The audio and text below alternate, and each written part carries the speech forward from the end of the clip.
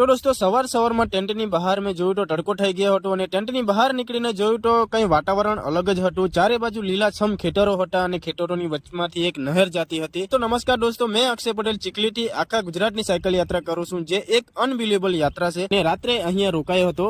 આ હનુમાનજીનું મંદિર છે અને બાજુમાં એક મોટો હોલ હતો, ત્યાં હું રાતના ટેન્ટ લગાવીને રોકાયો હતો। તો ચાલો આપણે જઈએ અહીંયાથી થોડે આગળ એક નહેર છે અને ત્યાં નહેરમાં આપણે સ્નાન કરવા માટે જઈએ અને નહેરમાં સ્નાન કરીને પછી પાછા રિટર્નમાં આવી આપણે હનુમાન દાદાના દર્શન કરવાના છે। અને ચાલો હનુમાન દાદાના દર્શન કરી લઈએ। અને તમે પણ એક હનુમાન દાદાના ભક્ત છો તો કમેન્ટમાં જય હનુમાન દાદા લખી દેજો। તો મંદિરમાં દર્શન કરીને હું જેવી રીતે બહાર આવ્યો તો એક ભાઈ બીજા પણ આવી ગયા સાયકલ લઈને, જે 4 ધામ અને 12 જ્યોતિર્લિંગની સાયકલ યાત્રા કરી રહ્યા હતા અને એમપી ના છે અને એમપી થી 4 ધામ અને 12 જ્યોતિર્લિંગની સાયકલ યાત્રા કરી રહ્યા હતા। તો એમની સાથે થોડી મુલાકાત કરી અને વાતો કરી। તો અહીંયા એક ભાઈ સાથે મુલાકાત થઈ હતી, જેમણે અમને હોટલમાં જમવા માટે નિમંત્રણ આપ્યું। તો અમે ત્રણેય ભાઈઓ હોટલમાં જમવા માટે ગયા અને ત્યાર પછી એક ભાઈને અમે વિદાય આપી, જે મહારાષ્ટ્ર માટે નીકળવાના હતા, જે ત્રંબકેશ્વર જ્યોતિર્લિંગ માટે દર્શન કરવા માટે જવાના હતા। તો દોસ્તો, આ એક અનબિલિવેબલ જર્ની છે મારી સાયકલ યાત્રા, અને સપોર્ટ કરવા માટે તમે વિડીયોને શેર જરૂર કરજો અને કમેન્ટમાં હર હર મહાદેવ જરૂર લખો।